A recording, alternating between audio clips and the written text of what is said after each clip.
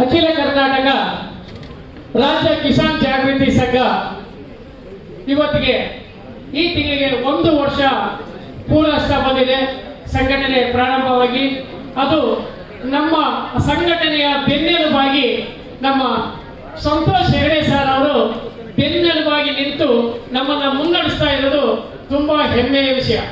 ಹಾಗಾಗಿ ಈ 1 ವರ್ಷದಲ್ಲಿ ಅನೇಕ ಸಾಧನೆಗಳನ್ನು ಮಾಡಿ ಈ ಒಂದು ಕಾರ್ಯಕ್ರಮಕ್ಕೆ ಆಯೋಜನೆ ಮಾಡಲು ನಮ್ಮ ಪಲ್ಲಕ್ಕಿ ಸ್ವಾಮೀಜಿ ಗುರುಗಳು ಮತ್ತು ಕಾಲಜ್ಞಾನ ಗುರುಗಳು ಮತ್ತು ಅಮ್ಮನವರು ಮತ್ತು ಅನೇಕ ಗಣ್ಯರು ಎಲ್ಲ ಒಂದು ಪ್ರೇರೇಪಣೆಯಿಂದ ಇವತ್ತು ಈ ಕಾರ್ಯಕ್ರಮವನ್ನ ಆಯೋಜನೆ ಮಾಡಿದ್ದೀವಿ. ಈಗ ಈ ಕಾರ್ಯಕ್ರಮದ ಉದ್ದೇಶ ಏನು ಅಂತಂದ್ರೆ, ರೈತ ಸಂಘಟನೆ ಕೇವಲ ಹೋರಾಟಕ್ಕೆ ಸೀಮಿತವಾಗಬಾರದು, ಅದು ಏನಾದರೂ ಒಂದು ರೈತರಿಗೆ ದಾರಿದೀಪವಾಗಬೇಕು. ಮತ್ತು ಕೃಷಿಯಲ್ಲಿ ಏನು ಈಗ 2020ರಿಂದ 2025ನೇ ಇಸ್ವಿಯಲ್ಲಿ 30% ಕೃಷಿಕರು ವ್ಯವಸಾಯವನ್ನು ತೊರೆದು ಸ್ಥಿತಿಗಳಿಗೆ ಬರ್ತಾ ಇದ್ದಾರೋ ಅದನ್ನು ತಡೆಯುವ ನಿಟ್ಟಿನಲ್ಲಿ ಏನಾದರೂ ಒಂದು ಪ್ರಯತ್ನ ಮಾಡಬೇಕು ಈ ಸಂಘಟನೆಯಿಂದ ಅಂತ ಹೇಳಿ ಅಖಿಲ ಕರ್ನಾಟಕ ಕಿಸಾನ್ ಜಾಗೃತಿ ಸಂಘವನ್ನ ಸ್ಥಾಪನೆ ಮಾಡಿ ನಮ್ಮ ಪ್ರಕಾಶ್ ಅವರ ರಾಜ್ಯಾಧ್ಯಕ್ಷರ ಒಂದು ನೇತೃತ್ವದಲ್ಲಿ ಮತ್ತು ನಮ್ಮ ಸಂತೋಷ್ ಹೆಗಡೆಯವರ ಮುಂದಾಳತ್ವದಲ್ಲಿ ಈ ಒಂದು ಯೋಜನೆಯನ್ನ ಕಾರ್ಯವನ್ನು ಮಾಡ್ತಾ ಇದ್ವಿ. ಈ ಒಂದು ವರ್ಷದಲ್ಲಿ ನಾವು ಏನೇನು ಸಾಧನೆ ಮಾಡಿದೀವಿ ಅಂತಂದ್ರೆ, ಯಾವುದು ಇನ್ನು ಅಂಬೆಗಾಲು ಇಡ್ತಾ ಇದೀವಿ. ಯಾಕೆ ಅಂದ್ರೆ ನಮ್ಮ ಸಂತೋಷ್ ಹೆಗಡೆಯವರ ಮಾರ್ಗದರ್ಶನ ಏನ್ ಹೇಳ್ತಾರೋ ಅದ್ರ ಪ್ರಕಾರ ನಾವು ನಡೆದುಕೊಳ್ತಾ ಇದ್ವಿ. ಒಂದು ಹೆಮ್ಮೆಯ ವಿಷಯ ಅಂತಂದ್ರೆ, ಕೇವಲ 2 ತಿಂಗಳ ಹಿಂದೆ ಹೊಸಪೇಟೆಯಲ್ಲಿ ವಿಜಯನಗರ ಸಕ್ಕರೆ ಕಾರ್ಖಾನೆ ಪ್ರಾರಂಭವಾಗಬೇಕು ಅಂತ ಹೇಳಿ ನಾವು ಸಂತೋಷ್ ಹೆಗಡೆಯವರ ಒಂದು ನೇತೃತ್ವದಲ್ಲಿ ಪಾದಯಾತ್ರೆಯನ್ನು ಹಮ್ಮಿಕೊಂಡಿದ್ದೀವಿ. ಹಂಪಿಯಿಂದ ಹೊಸಪೇಟೆವರೆಗೂ ಪಾದಯಾತ್ರೆಯನ್ನು ಹಮ್ಮಿಕೊಂಡಾಗ ನಮ್ಮ ಸಂತೋಷ್ ಹೆಗಡೆಯವರೇ ಚಾಲನೆ ಕೊಟ್ಟು ಆ ಕಾರ್ಯಕ್ರಮಕ್ಕೆ ಬಂದಿದ್ರು. ಅವರ ಏನು ಅಲ್ಲಿ ಹಂಪಿಯಲ್ಲಿ ಹೆಜ್ಜೆ ಇಟ್ಟರು, ಆ ಒಂದು ಹೆಜ್ಜೆ ಆ ಇಡೀ ಏರಿಯಾವನ್ನೇ, ಆ ಇಡೀ ಜಿಲ್ಲೆಯನ್ನೇ ಗಡಗಡ ನಡೆಸಿತು. ಏನ್ ಸಂತೋಷ್ ಹೆಗಡೆಯವರು ಬಂದಿದ್ದಾರೆ ಈ ಒಂದು ಸಂದರ್ಭದಲ್ಲಿ, ಪಾದಯಾತ್ರೆಯಲ್ಲಿ ಸಂತೋಷ್ ಹೆಗಡೆಯವರು ಉಪಸ್ಥಿತರಿರಲ್ಲ ಹೆಂಗೆ ಅಂತ ಹೇಳಿ ಬಂದ್ರು. ಇಡೀ ಸರ್ಕಾರ ಕೇವಲ 2 ತಿಂಗಳಲ್ಲಿ ಸಾಧನಾ ಸಮಾವೇಶ ಮಾಡಿದ್ರು ಹೊಸಪೇಟೆಯಲ್ಲಿ. ಅಲ್ಲೇ ಘೋಷಣೆ ಮಾಡಿದ್ರು, ಸಕ್ಕರೆ ಕಾರ್ಖಾನೆಯನ್ನು ಕೆಲವೇ ತಿಂಗಳುಗಳಲ್ಲಿ ಪ್ರಾರಂಭ ಮಾಡ್ತೀವಿ ಅಂತ ಘೋಷಣೆ ಮಾಡಿದ್ರು. ಅಂದ್ರೆ ಅವರ ಒಂದು ವ್ಯಕ್ತಿತ್ವ ಹೇಗೆ ಅಂತಂದ್ರೆ, ಏನಾದ್ರೂ ಒಂದು ಹಿಡಿದ ಕೆಲಸವನ್ನು ಮಾಡಬೇಕು ಅನ್ನೋದಾದ್ರೆ ಖಂಡಿತವಾಗೂ ಆ ಕೆಲಸ ಆದೇ ಆಗುತ್ತೆ. ಅದು ನಿಮ್ಮಂತ ಎಲ್ಲ ಹಿರಿಯರಿಗೂ ಸ್ಫೂರ್ತಿ. ಅವರು 87 ವರ್ಷದಲ್ಲಿ ಹೊಸಪೇಟೆಗೆಲ್ಲ ಬಂದು ಕಾಲ್ನಡಿಗೆಯಲ್ಲಿ ಪಾಲ್ಗೊಂಡು ಆ ಒಂದು ರೈತರಿಗೆ, ಅಲ್ಲೇನು ತುಂಗಭದ್ರಾ ಅಚ್ಚುಕಟ್ಟು ಪ್ರದೇಶದಲ್ಲಿ ಸುಮಾರು 1000 ಎಕರೆ ಕಬ್ಬನ್ನು ಸಾಗಿಸುವಂತಹ ರೈತರಿಗೆ ತೊಂದರೆ ಆಗ್ತಾ ಇದೆ. ಇಲ್ಲಿ ಕಬ್ಬಿನ ಕಾರ್ಖಾನೆ, ಸಕ್ಕರೆ ಕಾರ್ಖಾನೆ ಮುಚ್ಚಿ ಹೋಗಿ ಹಲವಾರು ವರ್ಷಗಳಾಯ್ತು. ಇದನ್ನ ಏನಾದ್ರೂ ಮಾಡಿ ನಾವು ಪ್ರಾರಂಭ ಮಾಡಬೇಕಾದ್ರೆ ಸರ್ಕಾರಕ್ಕೆ ಒತ್ತಾಯ ಮಾಡಬೇಕು ಅಂತ ನಾವು ಸಂತೋಷ್ ಹೆಗಡೆ ಅವ್ರನ್ನ ಕೇಳ್ಕೊಂಡಾಗ, ನಾನು ಬರ್ತೀನಿ ನೀವು ಪ್ರಾರಂಭ ಮಾಡಿ ಅಂತ ಹೇಳಿದ್ರು. ಈಗ ಹಲವಾರು ಉದ್ಯಮಿಗಳು, ಒಬ್ಬರಲ್ಲ, ಸರ್ಕಾರ ಮತ್ತು ಉದ್ಯಮಿಗಳು ಕೂಡ ಹೊಸಪೇಟೆಯಲ್ಲಿ ಸಕ್ಕರೆ ಕಾರ್ಖಾನೆಯನ್ನು ನಾನು ಮಾಡ್ತೀನಿ ಅಂತ ಮುಂದೆ ಬರ್ತಾ ಇದ್ದಾರೆ.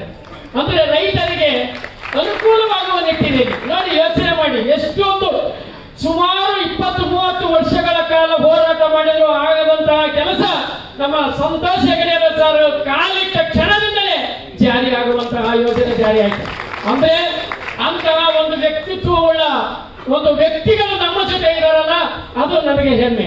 ಯಾಕಂದ್ರೆ ಕೃಷಿಯಲ್ಲಿ ಇವತ್ತು ಏನಾಗಿದೆ, ಕೃಷಿ ಅಂದ್ರೆ ಬೇಡ, ವ್ಯವಸಾಯ ಅಂದ್ರೆ ಬೇಡ, ಎಲ್ಲರೂ ಕೂಡ ಸಿಟಿಗೆ ಬರುವಂತಹ ಪರಿಸ್ಥಿತಿ ಉದ್ಭವ ಆಗಿರೋದ್ರಿಂದ ನಾವು ನಮ್ಮ ಅಖಿಲ ಕರ್ನಾಟಕ ಕಿಸಾನ್ ಜಾಗೃತಿ ಸಂಘದಿಂದ ಪ್ರತಿ ಹಳ್ಳಿಗಳಲ್ಲಿ ಜಾಗೃತಿ ಮೂಡಿಸಿ ಕಡಿಮೆ ಖರ್ಚಿನಲ್ಲಿ ವ್ಯವಸಾಯವನ್ನು ಮಾಡಿ ರೈತ ಲಾಭದಾಯಕವಾಗಿ ಬೆಳಿಬೇಕು ಅನ್ನೋದನ್ನ ಇವತ್ತು ನಮ್ಮ ಸಂತೋಷ್ ಅವರ ಕೈಯಿಂದ ರಥಯಾತ್ರೆಗೆ ಚಾಲನೆಯನ್ನು ಕೊಡ್ತಾ ಇದ್ದೀವಿ. ಆ ರಥಯಾತ್ರೆ ಇಡೀ ರಾಜ್ಯದ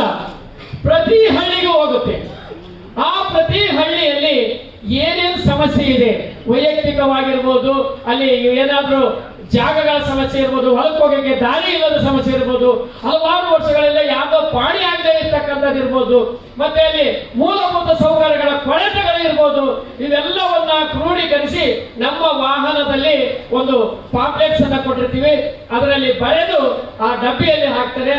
ಒಂದು ಜಿಲ್ಲೆಯಲ್ಲಿ ಇಡೀ ಜಿಲ್ಲೆ ಸುತ್ತರಿದು ಒಂದು ದಿನ ಜಿಲ್ಲಾ ಕೇಂದ್ರದಲ್ಲಿ ಉಸ್ತುವಾರಿ ಸಚಿವಗಳು ಮತ್ತು ತಹಸೀಲ್ದಾರರು, ಜಿಲ್ಲಾಧಿಕಾರಿಗಳು ಮತ್ತು ನಮ್ಮ ನ್ಯಾಯಮೂರ್ತಿಗಳು ಮತ್ತು ಅನೇಕ ನಮ್ಮ ಪೊಲೀಸ್ ಸೂಪರಿಂಟೆಂಡೆಂಟ್ ಆಫ್ ಪೊಲೀಸ್ ಅವರು ಬಂದಿದ್ದಾರೆ. ಅಂತವನ್ನು ಕರೆದು ಮತ್ತೆ ಇನ್ನೂ ನ್ಯಾಯವಾದಿಗಳು ಮತ್ತು ಅನೇಕ ನಮ್ಮ ಪ್ರಗತಿಪರ ಚಿಂತಕರು ಬಂದಿದ್ದಾರೆ. ಇವ್ರನ್ನೆಲ್ಲ ಸೇರಿಸಿ ಜನತಾ ನ್ಯಾಯಾಲಯದ ಮುಂದೆ ಆ ಒಂದು ಏನು ರೈತರಿಂದ ಕ್ರೋಢೀಕರಿಸಿದ್ದೀವೋ ಆ ಒಂದು ಸಂಕಷ್ಟಗಳನ್ನು ಏನೇನಿದೆ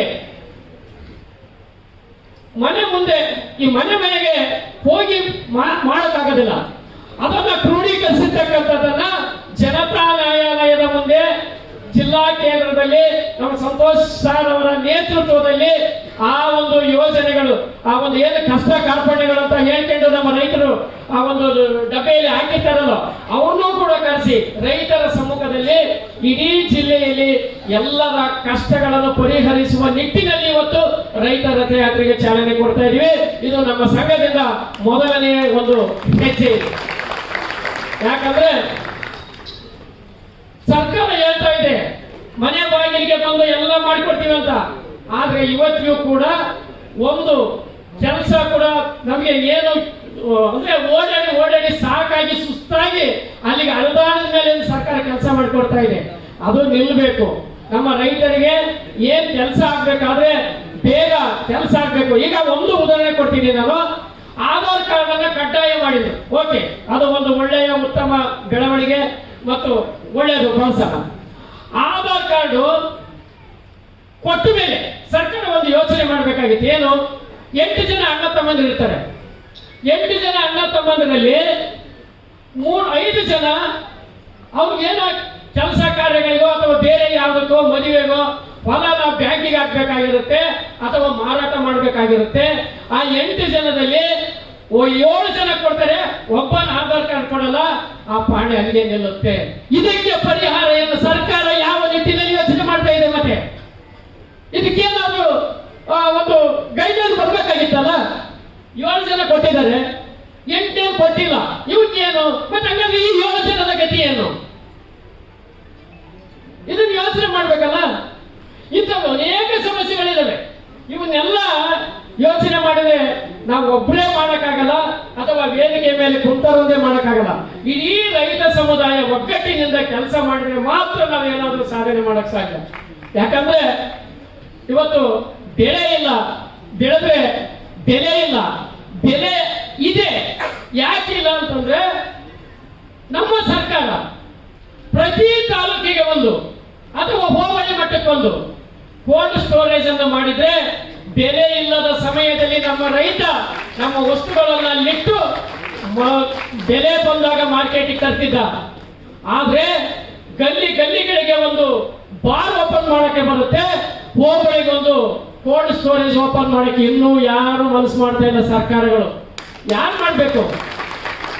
ನಾವು ಎಚ್ಚೆತ್ಕೊಳ್ಬೇಕು. ಇದು ನಮ್ಮ ಕೆಲಸ ತಾನೇ. ನಾವು ಬೆಳೀತಾ ಇರೋದು, ದೇಶಕ್ಕೆ ಅನ್ನ ಹಾಕ್ತಿರೋದು ನಾವೇನ್ ಮಾಡ್ಬೇಕು? ಎಚ್ಚೆತ್ಕೋಬೇಕು.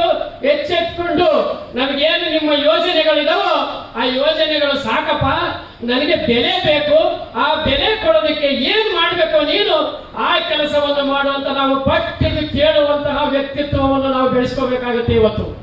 ಇಲ್ಲಾಂದ್ರೆ ನಾವು ಮತ್ತೆ ಇನ್ನೇನು ಈಗೇನು 30% ಏನು ಕೃಷಿಕರು ಹಿಮ್ಮಡಿ ಆಗ್ತಿದಾರೋ, ಇನ್ನು ಬರ್ತಾ ಯಾರು ವ್ಯವಸಾಯನ ಮಾಡಲ್ಲ. ಅವಾಗ ಏನ್ ತಿನ್ಬೇಕಾಗುತ್ತೆ? ಮಣ್ಣು ತಿನ್ಬೇಕಾಗುತ್ತಾ? ಕಂಪ್ಯೂಟರ್ ಅಕ್ಕಿ ಬೆಳೆಯುತ್ತಾ? ಅಥವಾ ಬೇರೆ ಎಲ್ಲಾದ್ರೂ ಅಕ್ಕಿ ದವಸ ಧಾನ್ಯಗಳು ಬೆಳೆಯಕ್ಕೆ ಸಾಧ್ಯನಾ? ರೈತ ಬೆಳೆದ್ರೆ ತಾನೇ ಇಡೀ ದೇಶ ಪ್ರತಿಯೊಂದನ್ನು ಸಕಲ ಜೀವರಾಶಿಗಳು ಜೀವನದಿಂದ ಉಸಿರಾಡ್ತಕ್ಕಂಥದ್ದು ರೈತ ಬೆಳೆದ ಅನ್ನೋದಿಂದ. ಉದಾಹರಣೆಗೆ ನೀವು ಯೋಚನೆ ಮಾಡಬೇಕು, ನಮ್ಮ ರೈತ ಬಾಂಧವರು ಒಂದು ಯೋಚನೆಯನ್ನು ಮಾಡಿ.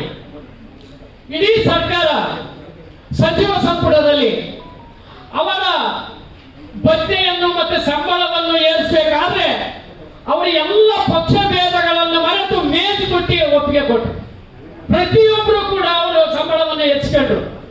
ಅದೇ ಒಬ್ಬ ಸರ್ಕಾರದ ಒಬ್ಬ ನಮ್ಮ ಮಂತ್ರಿ ಆಗಲಿ ಶಾಸಕರಾಗಲಿ ರೈತ ಬೆಳೆದ ಬೆಳೆಗಳಿಗೆ ವೈಜ್ಞಾನಿಕ ಬೆಲೆ MSP ಮಿನಿಮಮ್ ಸಪೋರ್ಟ್ ಪ್ರೈಸ್ ಅನ್ನು ಕೊಡಬೇಕಂತ ಯಾರಾದ್ರೂ ಒಬ್ಬ ರಾಜಕಾರಣಿ ಇವತ್ತಿಗೆ ರಾಜ್ಯದಲ್ಲಿ ಕೊಟ್ಟಿದ್ದಾರ? ಮತ್ತೆ ಯಾಕೆ ರೈತ ಪರ ಅಂತ ಹೇಳ್ತಾ ಇದ್ದಾರೆ ಎಲ್ಲರೂ? ಎಲ್ಲಿದೆ ರೈತ ಪರ? ಯಾರು ಮಾಡ್ತಾ ಇದ್ದಾರೆ ರೈತ ಪರ? ಇದು ಯಾರು ಮಾಡಲ್ಲ. ನಾವೇ ಒಗ್ಗಟ್ಟಿನಲ್ಲಿ ನಾವು ಒಗ್ಗಟ್ಟಾಗಿ ಹೋರಾಟ ಮಾಡಿ ಪಡಿಬೇಕೇ ವಿನಃ ನಾವು ಇನ್ನು ಯಾರು ಮಾಡ್ತಾರೆ ಅಂತ ಸುಮ್ಮನೆ ಕೂತ್ಕೊಂಡ್ರೆ ಯಾವುದು ಕೂಡ ಕೆಲಸ ಆಗಲ್ಲ. ಅದಕ್ಕಾಗಿದೆ ನಾವು ಈಗೇನು ಹಸಿರು ಕ್ರಾಂತಿ ಅಂತ ಹೇಳಿ ನಮ್ಮ ಹೊಲಗಳಿಗೆ ಗೊಬ್ಬರ ಹಾಕಿ ಏನ್ ಕಲಿಸಿದ್ರಲ್ಲ, ಒಂದು ಮಗುಗೆ ಒಂದು ದಿನ ಚಾಕ್ಲೇಟ್ ಕೊಟ್ರೆ, 2 ದಿನ ಚಾಕ್ಲೇಟ್ ಕೊಟ್ರೆ, 3 ದಿನ ಚಾಕ್ಲೇಟ್ ಕೊಟ್ರೆ, 4ನೇ ದಿನ ಮಗು ಚಾಕ್ಲೇಟ್ ಕೊಡದೆ ಇದ್ರೆ ಅಳುತ್ತೆ.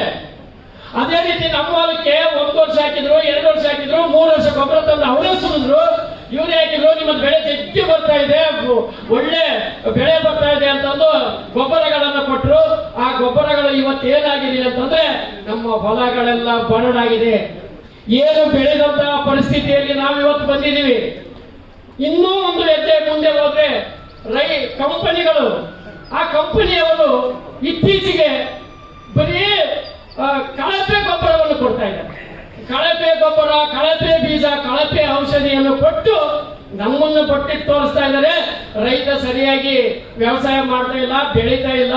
ಆಮೇಲೆ ಅವನು ವಿಷಪೂರಿತ ಬೆಳೀತಾ ಇದ್ದಾನೆ, ಅವನು ವಿಷ ಹಾಕ್ತಾ ಇದ್ದಾನೆ ಅಂತ ಬೆಳಿತಾರೆ. ನಾವು ಮಾಡ್ತಾ ಇದೀವ ವಿಷ ಹಾಕಕ್ಕೆ? ನಾವು ಗೊಬ್ಬರ ತಯಾರು ಮಾಡ್ತಿದ್ವಿ, ಅವ್ನು ಕೊಟ್ಟಿದ್ದು, ನಾವು ಔಷಧ ತಯಾರು ಮಾಡ್ತೀವ? ಕಂಪನಿಗಳು ಕೊಟ್ಟಿದ್ದನ್ನು ನಾವು ಬಳಕೆ ಮಾಡಿ ಇವತ್ತು ವಿಷಪೂರಿತ ಮಾಡಿದೀವಿ. ಇದನ್ನೆಲ್ಲ ತಪ್ಪಿಸಿ ನಮ್ಮ ಹಿಂದೆ ಏನು ತಾತ ಮುತ್ತಾತನ ಕಾಲದಲ್ಲಿ ಸಾವಯವ ಕೃಷಿಯನ್ನು ಮಾಡಿ ಯಾವತ್ತಿಗೂ ಒಂದು ಉತ್ತಮ ಮಟ್ಟದಲ್ಲಿ ದೇಹದಾರ್ಢ್ಯರಾಗಿ ಒಂದು ಬಲಿಷ್ಠವಾಗಿದ್ದು, ಆ ಒಂದು ನಿಟ್ಟಿನಲ್ಲಿ ನಾವು ಇದಕ್ಕೆ ಹೋಗಬೇಕಾಗಿದೆ. ಸಾವಯವ ಕೃಷಿಯನ್ನು ಮಾಡಿ ನಾವು ಸಾವಯವ ಕೃಷಿಗೆ ಒತ್ತು ಕೊಟ್ಟು ರೈತರಲ್ಲ ಇಡೀ ನಮ್ಮ ಜಗತ್ತಿಗೆ ಆರೋಗ್ಯವಂತ ಕುಟುಂಬವನ್ನಾಗಿ ಮಾಡುವಂತಹ ಜವಾಬ್ದಾರಿ ನಮ್ಮ ರೈತರ ಮೇಲಿದೆ ಇವತ್ತು. ಯಾಕಂದ್ರೆ 20 ವರ್ಷಕ್ಕೆ 10 ವರ್ಷಕ್ಕೆ BP, ಶುಗರ್ ಮತ್ತೆ ಹಾರ್ಟ್ ಅಟ್ಯಾಕ್ ಅಂತಹ ಪರಿಸ್ಥಿತಿ ಎದುರಾಗ್ತಾ ಇರೋದು ಯಾಕಂತಂದ್ರೆ ನಮ್ಮ ಆಹಾರದ ಪದ್ಧತಿಯಿಂದ.